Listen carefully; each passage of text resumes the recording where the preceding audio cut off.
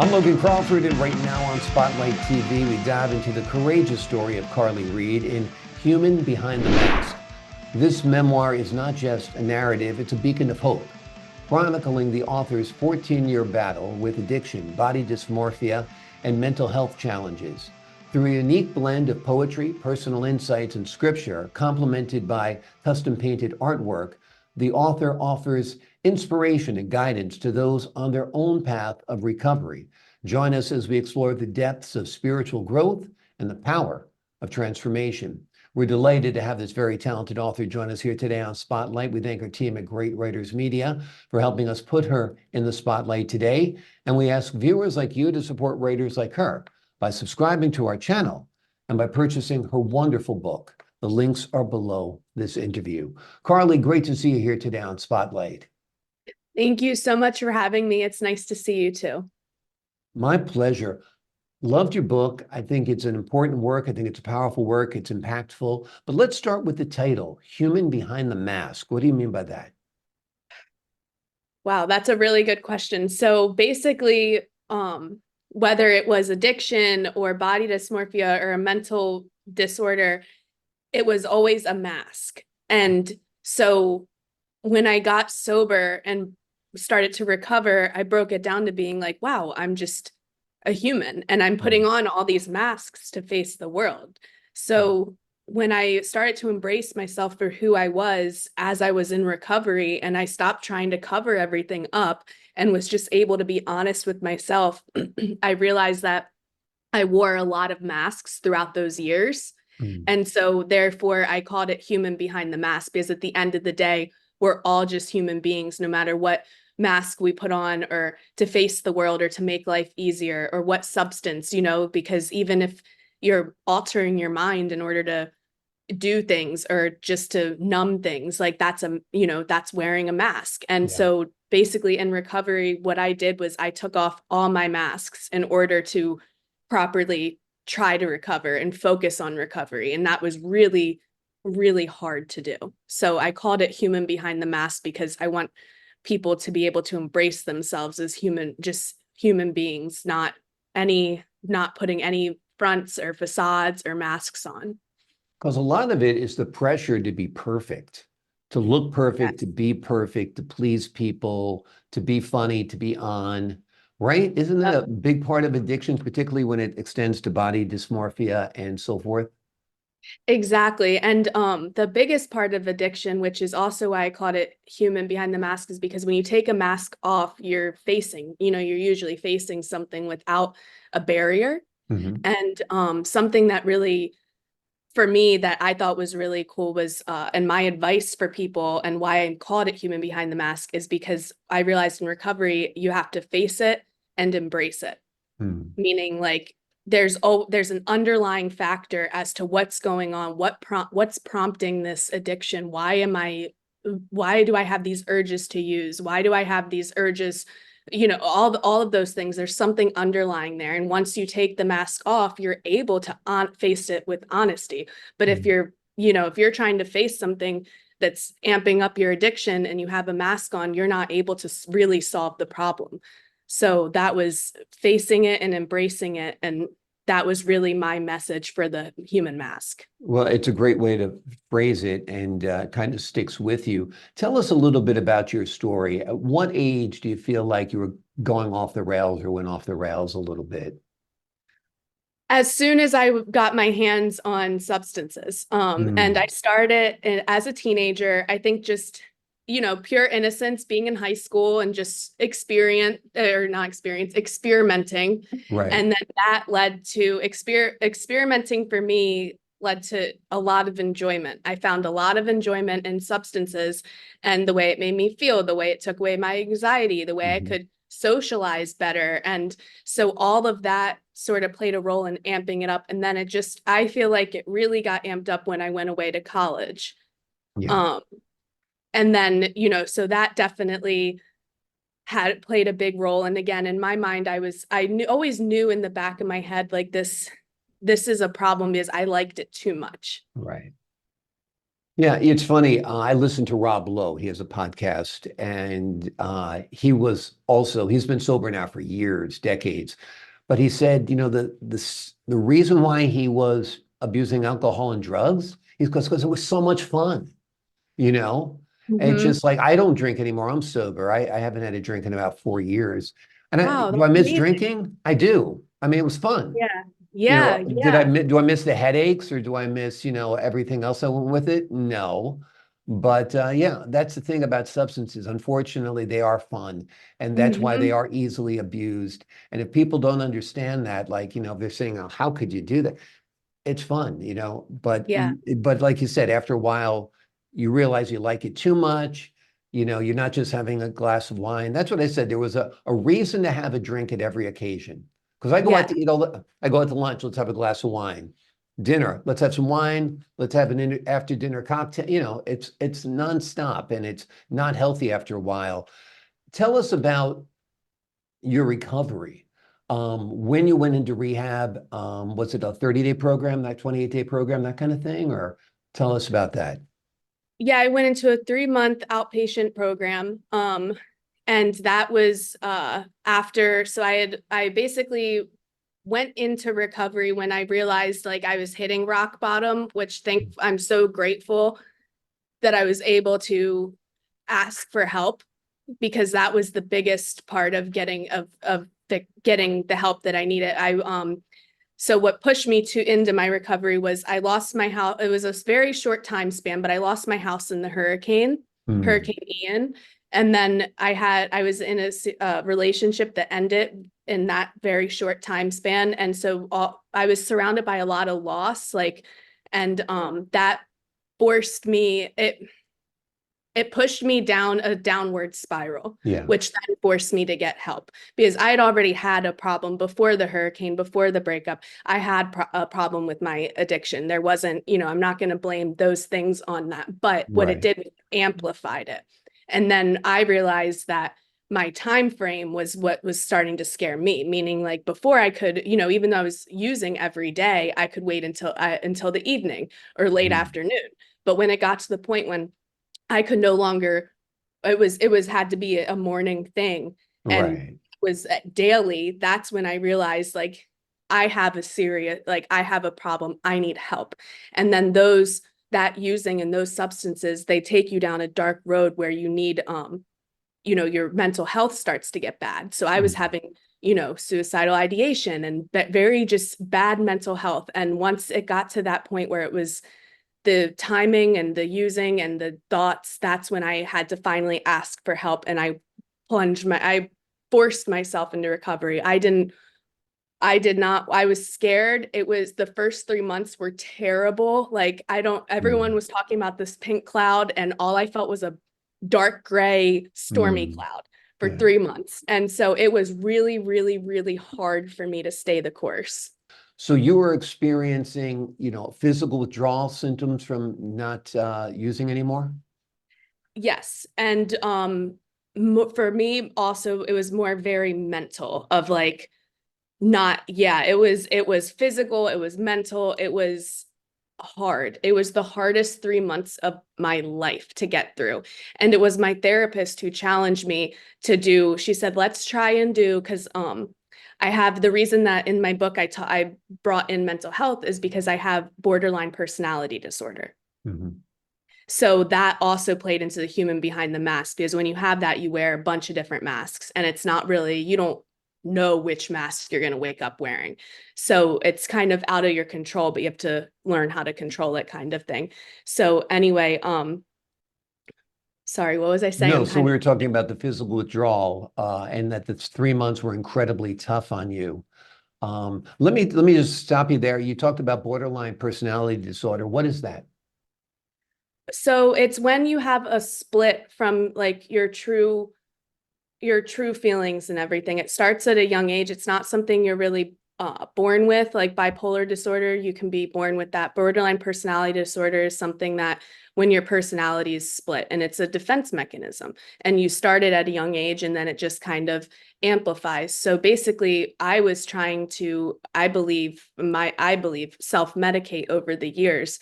And that was really me just trying to feel a sense of normalcy whenever because I was unaware. I didn't know until, I started recovery and everything that I have this. And it was, so once I figured that out, I have really been able to focus my therapy sessions and everything on targeting borderline personality disorder and getting healthier and better. But I know that mental health issue played a huge role in my addiction, because those different masks that I was wearing, if it was uncomfortable, I was trying to mask those feelings and Yeah. numb those feelings, feel normal again, because it's kind of like a roller coaster ride. Yeah, you're basically self-medicating is what you were doing, and that's for sure. And it's understandable. I mean, people do it all the time. They have depression, they have anxiety, they have whatever issue they're going through.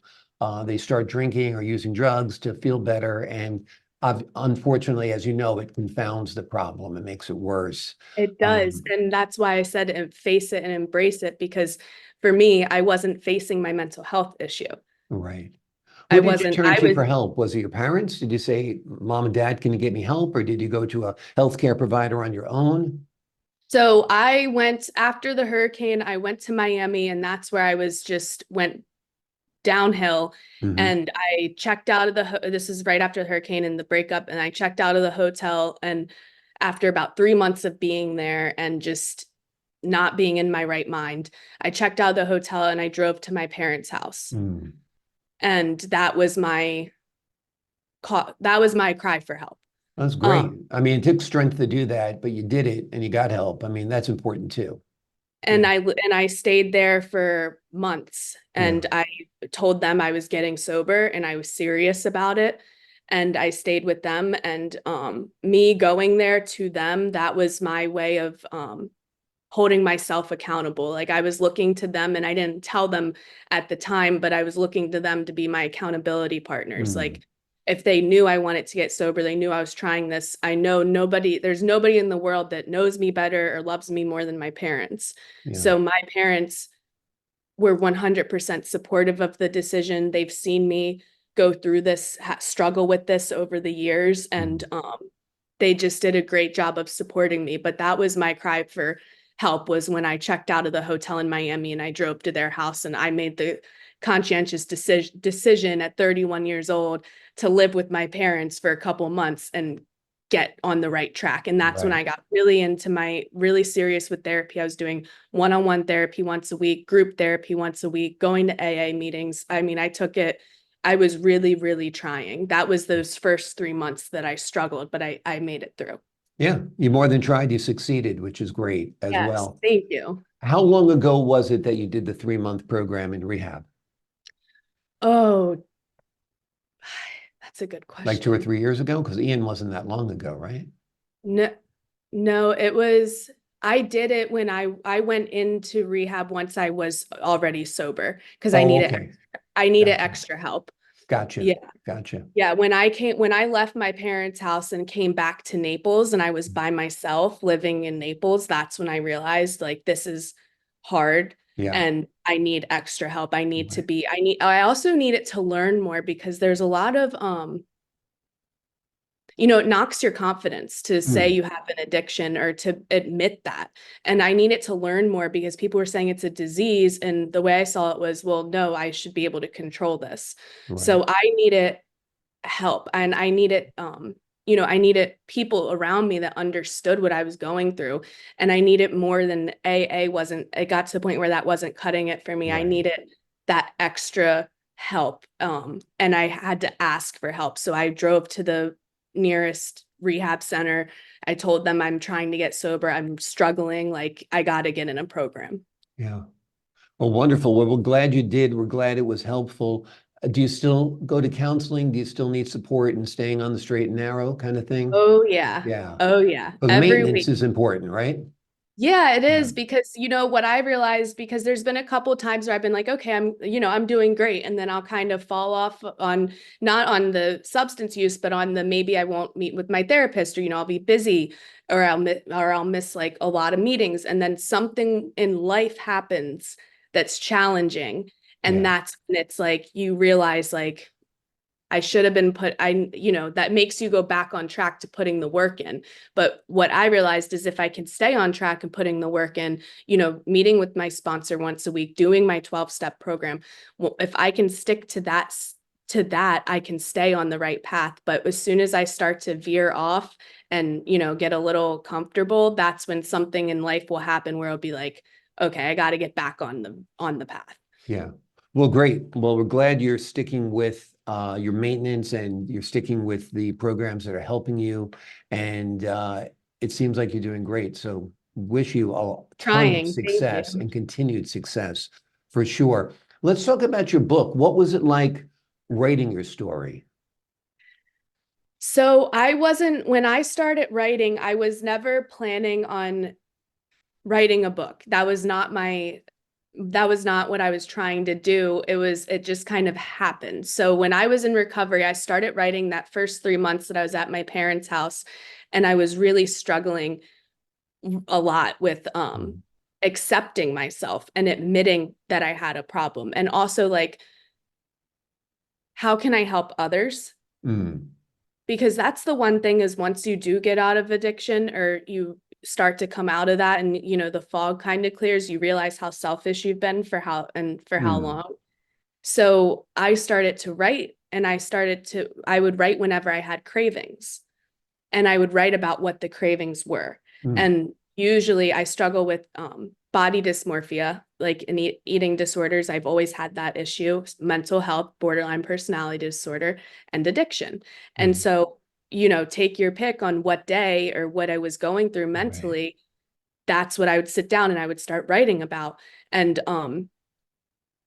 I just realized, uh, as I was writing, and at first I was writing, but then I realized like, oh, this rhymes and this goes together. And then I Yeah. kind of started to tell a story, and I'm an artist naturally, and it Mm. became very a creative process for me to write and then to turn it into a poem.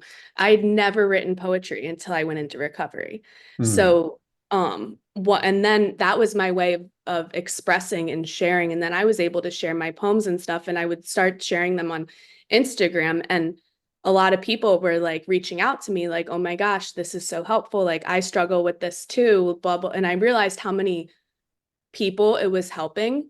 Mm. And also just to like, because when you go on Instagram and you go on these social media accounts, a lot of things are perfect, not everyone's, Right. but, and mine was kind of like, I kind of took a different angle where it was like, I'm flawed. I'm a Mm. flawed human, and it's Mm. okay. So Right. I had a lot of people reaching out to me, and then that's when I kept that, encouraged me to keep writing, and also it was keeping me sober and keeping me busy, because the number one thing for me the first year of staying sober and staying on the course was I had to keep my mind occupied. I had to stay busy. Mm. So I would stay busy in my writing or my free time, because I work full time. So I would write, whenever I had a craving and stuff. And then that just turned into very positive feedback. And then I decided, after a while of writing all the poems and stuff, I was making series. I was creating little projects out of it. I'd write a Mm. poem, and then I model too. So I do a modeling like shoot that had to do with the theme, and then I do a painting that had to do with the theme, and then I pick a scripture out of the Bible so I was making these like like multimedia stories Mm. out of my poetry. And then that's when I decided, eventually with all the feedback, to okay, maybe I should create this into a book, and then so actually today is my 1 year sober. Wonderful. Congratulations. That was good Thank you. timing then that we're here on your anniversary, right? I thought that was so Yeah. cool. Yeah, so this is my 1 year sober today, Well, and the I'll audience. hoist a Heineken Zero in your honor. Yes, And thank you. Mhm. and that's wonderful. That's wonderful. I know it's a struggle. Like I said, I don't drink anymore either. I know it's a struggle. That's Um, amazing. and so it's great. And a year is a significant amount of time to have passed. So that's terrific. And your book is certainly going to be helpful to others. Who was the first person you gave the book to when you were done with it? Well, Or did you give it out my, chapter by chapter to your mom and dad, that kind of thing? It's possible, or best friend or whatever. my mom, Yeah, my mom, yeah. yeah, My mom was the first one who read it and saw it. She read the actual, because what happens is when you write I mean, it was new to me. When you write a book, they send you a like a preliminary copy, I guess, where it right, says on it's like not the real copy, but it's basically just like a here's what your book's going to look like kind of thing. And right, my mom was the first one who read right. that over. Yeah. And And she what was was, her take on it? well, she went to school for journalism and she's Okay, very intelligent. So when she was impressed by it and told me like that she was like, wow, this is written really well. I knew it was written well because for my mom is very smart when it comes to grammar and all of that stuff. So for hmm, her to read it and be impressed and encouraging about it and supportive, it meant a lot. And that's when I knew that it was going to definitely, I mean, I knew it was going to touch lives. That right, was the whole goal of me doing it, was to help people that are struggling, and not just in recovery and not just with addiction, but with mental health and body dysmorphia, because I know there's a lot of people out there that just suffer in silence. right. And I do Like I think it goes hand in hand. Those three elements do for a lot of people, right? Yeah, exactly. Yeah, Because that's what I realized is, you asked about when I started or when I began using and when it picked up and all of that. And what I like when I was thinking that through in my head, it really picked up in college. But that's when my eating disorder picked up. And right, the substances pick up because when when your mind's altered, you're not hungry. right, right. So that's the confronting truth of when you have body dysmorphia or any sort of issue with your body or your self-image, if you alter your mind, you're going to have more confidence. Like Hmm, at least I did when my mind was altered, I thought I looked better than I did when I'm right, sober. And it helped me with my food cravings. I wouldn't be as hungry. I wouldn't, I wasn't thinking about it. Would let my mind go where I wanted my mind to go. right, right. Yeah, it's interesting. I mean, it's such a bad spiral with substances that, you take a beer or whatever, a vodka shot or whatever your choice of poison is, and you just start making bad decisions from that point on, you know. Yeah, That's exactly. It that's turns part of the into, pyros. It's like a downward spiral. It's not good at all. What do yep. you hope readers take away from your book? I hope that people read it and when they read it that they feel self-love and self-acceptance. Mm, To have somebody write about flaws and confronting vulnerable topics and then to read it, I feel like I want people to be comfortable in their own skin and to embrace themselves as they are, because that's really what I was running from all those years, I think, with my addiction, was not having self-love yeah. Yeah. and not accepting myself. Because when you accept yourself and you love yourself, you don't want to harm yourself. Right. And it's funny because obviously you're a very attractive person, and you would say, some people say, well, what does she have to not love herself about? But it doesn't really correlate to reality. Mm, Someone who is, objectively maybe not so good looking can have great self-esteem, and someone who's great looking can have low self-esteem. So it's kind of a riddle and a puzzle within a maze sometimes, yeah. trying to And figure this stuff out, right?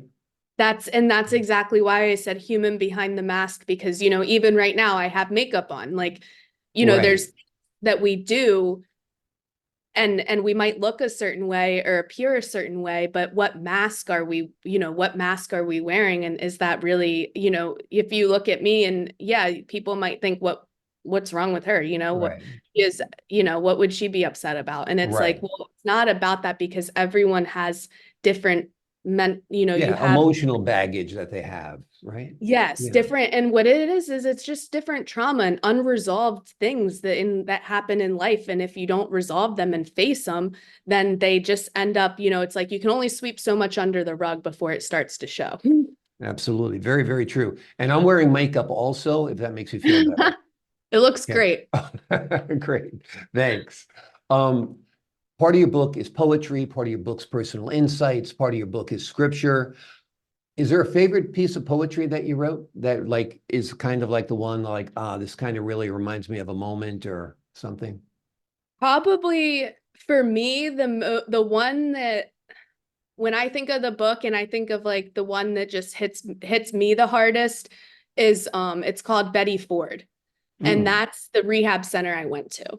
okay. And that one is very raw, very just, there's a cuss word in there. And that was my most authentic, like very authentic writing. And that one was the realest because I'll never forget writing that. It was when I hit my 6 months sober. And Mm, that was when my therapist had challenged me, why don't you just try and get rid of substance for 6 months so we can get this BPD under control. mm, And then if you want to go back to it, so I had hit that 6 months and that's when I was like, oh man, like mm. I wanted to go back, but I knew it was the wrong decision. So Betty Ford is about, I didn't mention the first time I went into a rehab program, which was back in 2001 or 2002. So Betty Ford is about the first time that I relapsed after the first rehab. Gotcha. And So that's normal with everything in life, no matter what your journey is. It's not like this. It's like this, yes. you So know? I wrote that on my 6 months because I wanted to relapse and I knew it wasn't the right thing to do. So instead of relapsing, I just wrote about the first time that I did relapse after rehab. And then that way that helped me stay the course. Awesome. Awesome. That's great. Well, I think this will be powerful stuff for people to read. When I was a kid growing up, when we were about 13 years old, we all had to read a book called Go Ask Alice, which was the diary of a girl who was a user. And Wow. it was the intent of it was to scare us straight. And then it became Yeah. a movie and everything. You ask your parents about it, they'll say, "Oh yeah, we read that." Oh my But gosh. Okay. this Yeah, is I will. obviously a 2024 take on that, and it's a lot more because it is kind of multimedia with your Oh, artwork and with yeah. your poems and the scripture that you include. So I think you really are shining a great beacon of light on the issue and helping people find their way in the dark. So very Yeah. proud of you. Very happy we were here today with you on the 1 year anniversary. If you want to come back when you're 2 years sober and every year thereafter, that's great. We'll do it until you're 99. How does that sound? I would love that. Okay, sounds great. The name of the book is Human Behind the Mask. It is not just a memoir, it is a real life story by Carly Reed. It is a beacon of hope. It chronicles her battles with addiction and body dysmorphia and mental health challenges, but it has a happy ending. You see Carly today, 1 year sober. She's doing great. And this book will help you no matter what your challenge is. It might not be exactly like hers, but that might be something like hers. And I think this story will have great impact on you. Carly, thank you so much for joining us here today on Spotlight. Thank you so much for having me. I really enjoyed this experience, and I really hope that whoever picks up the book, gains some sort of power. Absolutely. I think it's very empowering and it's highly recommended. And again, the links are below this interview. To the folks at home, I'm Logan Crawford, thanking you for your time this time. Until next time on Spotlight.